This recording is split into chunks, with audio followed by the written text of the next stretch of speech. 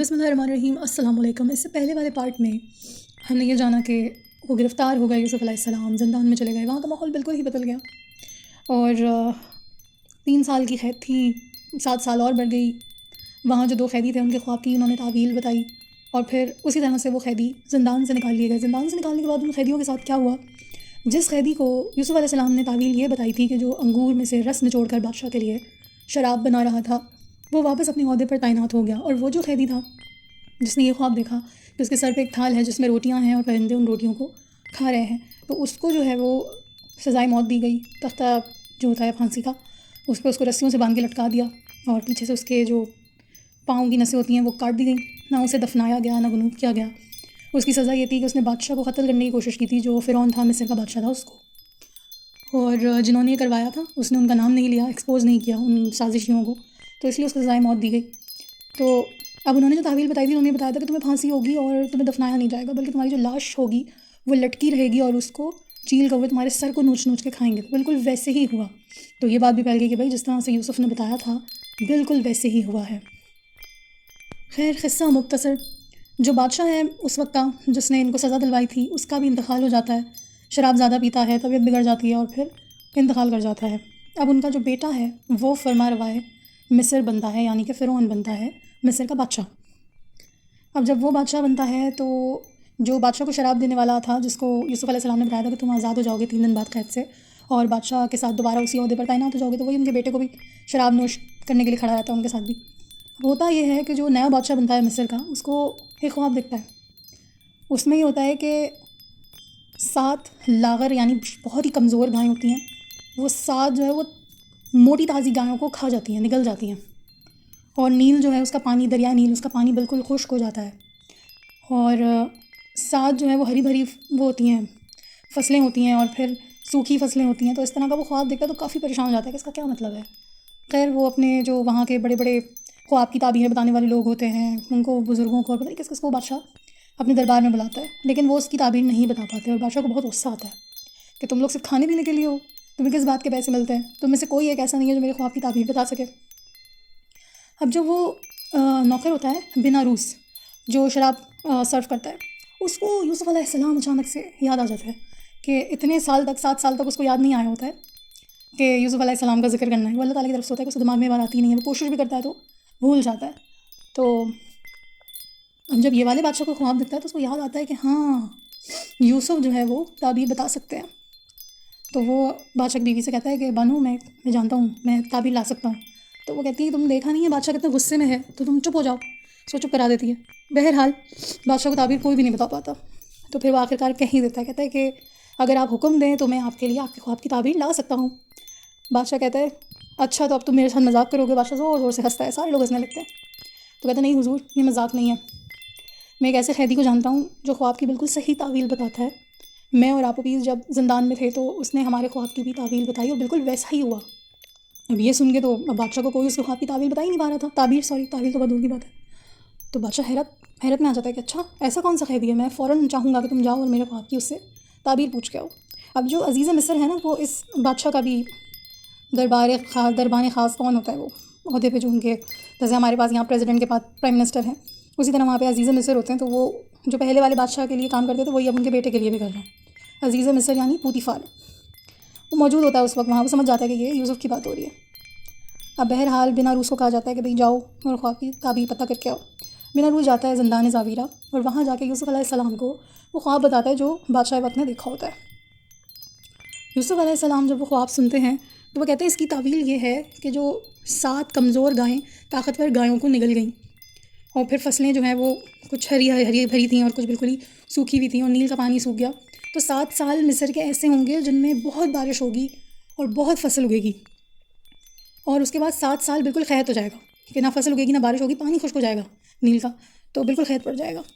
تو وہ کہتے ہیں کہ اب اس کی تدبیر یہ ہے کہ یہ جو خوشحالی کے 7 سال ہیں جن میں بہت بارش ہوگی، بہت فصل اگے گی، اس میں یہ کریں کہ جتنی گندم استعمال کی اس کے علاوہ جتنی بھی گندم ہے اس سب کو ذخیرہ کر لیں، یعنی بچا لیں اسے، اور جو قحط کے 7 سال ہیں اس میں وہ کام آئے گی۔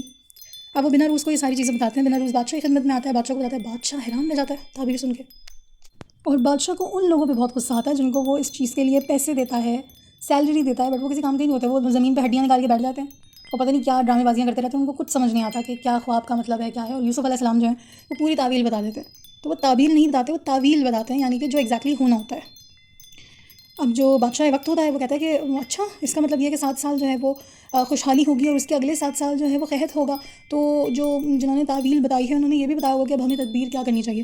تو بنا روز یہ بتاتا ہے کہ ہاں انہوں نے کہا ہے کہ 7 سال آپ بہت زیادہ جو ہے وہ کھیتی کریں، بہت زیادہ کریں، اور اپنی ضرورت کے علاوہ جتنا بھی گندم ہے اس کو ذخیرہ کر لیں. تو قحط کے 7 سال میں آپ کو یہ چیزیں کام آئیں گی، آپ کو جو ہے وہ مسئلہ نہیں ہوگا اور کوئی بھوک سے نہیں مرے گا. اب بادشاہ وقت کہتا ہے کہ جاؤ اور وہ جو قیدی ہے اس کو زندان سے نکالو، میں اس سے ملنا چاہتا ہوں، اسے لے کر آؤ. زندان میں کیوں ہے ایسا انسان زندان میں کیوں ہے؟ اب وہ بنا روز کو روانہ کرتے ہیں، وہ تو خوشی خوشی جاتا ہے.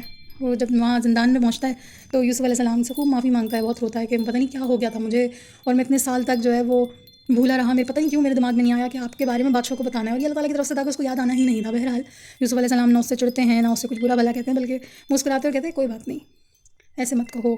تو وہ کہتا ہے کہ بادشاہ جو ہے وہ انہوں نے ہمیں حکم دیا ہے کہ آپ کو لے کے جانا ہے، وہ آپ کو آزاد کرنا چاہتے ہیں اور آپ سے جو ہے وہ ملنا چاہتے ہیں. تو یوسف علیہ السلام جو ہے جب ان کو پتہ چلتا ہے کہ بھائی قید سے رہائی ہونے والی ہے تو وہ قید سے نکلنے سے پہلے بنا روز کو کہتے ہیں کہ نہیں، تم واپس جاؤ اور جو بادشاہ ہے اس سے یہ کہو کہ ذرا انکوائری کریں، پتہ کریں کہ یہ عورتوں کے ہاتھ کاٹنے کا معاملہ کیا تھا.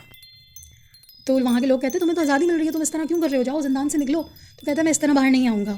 یوسف علیہ السلام کہتے ہیں میرے اوپر جو لگا ہوا داغ ہے، جو تہمت ہے، وہ ہٹنی چاہیے. میں بے قصور جو ہے وہ زندان میں ہوں. اور بادشاہ وقت سے کہو کہ یہ پتہ کریں کہ عورتوں کے ہاتھ کاٹنے کا معاملہ کیا تھا. انہوں نے زلیخا کا نام نہیں لیا کہ عزیز مصر کی عزت پہ بات آئے یا وہ اس عورت پہ بات آئے زلیخا پہ، کہ ان کا نام نہیں لیا، ان کی عزت کا خیال کیا. حالانکہ ان عورتوں کے بارے میں ذکر کیا جنہوں نے اپنے ہاتھ کاٹ لیے تھے ان کو دیکھ، کیونکہ وہ عورتیں بھی شامل تھیں زلیخا کو بھڑکانے میں کہ اس کو زندان میں ڈلواؤ، اس کو زندان میں ڈلواؤ. اور زلیخا جو ہے وہ صرف دھمکیوں پہ تھی، وہ چاہتی نہیں تھی کہ ایسا ہو کہ وہ زندان میں جائیں، کیونکہ اس کو یہ تھا نا کہ پھر تو یہ میرے سامنے بھی نہیں رہے گا، میں اس کو دیکھوں گی کیسے.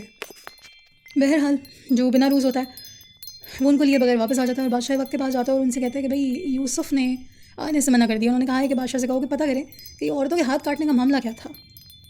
اب جو بادشاہ ہوتا ہے کہتے ہیں ہاں عورتوں کے ہاتھ کاٹنے کا معاملہ. پھر جو ہے وہ تمام لیڈیز جو ہوتی ہیں جو اس میں انوالو ہوتی ہیں ان سب کو اور زلیخا کو اور سب کو بلایا جاتا ہے. انکوائری ہوتی ہے کہ سچ سب بتائیں کہ یہ کیا معاملہ ہے، کیا ہوا تھا. اب زلیخا سمیت تمام عورتوں نے گواہی دی کہ یوسف علیہ السلام کا کوئی قصور نہیں، وہ بہت پاک دامن پاکیزہ فرشتہ صفت انسان ہے. ان عورتوں نے ان کے ساتھ مکر کیا، ان کے ساتھ بدفعلی کی کوشش کی، لیکن وہ ان کی طرف مائل نہ ہوئے اور ان کو بے قصور زندان میں ڈلوایا گیا. جب بادشاہ کو یہ ساری باتیں پتہ چلیں تو بادشاہ کو بہت غصہ آیا. بادشاہ نے ان عورتوں کو اور زلیخا کو زندان میں ڈلوایا. یوسف علیہ السلام کے پر سے تہمت ہٹ گئی اور پھر ان کو زندان سے لے کر آیا گیا. اب بادشاہ بڑا ایکسائٹیڈ تھا یوسف علیہ السلام کو دیکھنے کے لیے، ان سے ملنے کے لیے. بچپن میں جب یہ دونوں چھوٹے تھے تو آپس میں مل چکے تھے. اب جب یوسف علیہ السلام بادشاہ کے دربار میں آئے تو جھکے نہیں بادشاہ کے سامنے.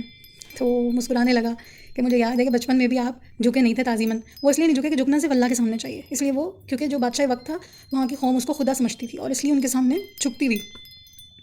تو یوسف علیہ السلام جھکے نہیں، ان کو سلامتی دی لیکن جھکے نہیں اس کے سامنے. اب جب بادشاہ کو جو ہے وہ بادشاہ نے یہ بتایا کہ بھئی ان عورتوں کو زندان میں ڈال دیا گیا ہے اور ہم آپ کو جو ہے وہ اپنا مشیر بنائیں گے، اپنا امین بنائیں گے، آپ کے حوالے ساری بھاگ دوڑ کریں گے. تو یوسف علیہ السلام کہتے ہیں کہ میں چاہتا ہوں کہ ان عورتوں کو زندان سے آزاد کر دیں، میں کسی کو سزا دلوانا نہیں چاہتا. تو بادشاہ کو بڑی حیرت ہوتی ہے کہ جس نے آپ کو اتنے سال زندان میں رکھا، آپ چاہتے ہیں کہ اس کو چھوڑ دیا جائے. تو وہ تمام عورتیں جو ہوتی ہیں ان کو زندان سے رہائی بھی یوسف علیہ السلام کی وجہ سے ملتی ہے. خیر اب قصہ مختصر کرتے ہیں. تو یوسف علیہ السلام جو ان کو امین بنا دیا جاتا ہے، 7 سال تک یوسف علیہ السلام ساری چیزوں کو جو ہے وہ ایک گودام بنوائے جاتے ہیں اور وہاں پر جو ہے 7 گودام ہوتے ہیں، ان میں جو ہے وہ جو فصلیں اگائی جاتی ہیں خوشحالی کے 7 سال میں وہ وہاں پہ اسٹور کی جاتی ہیں.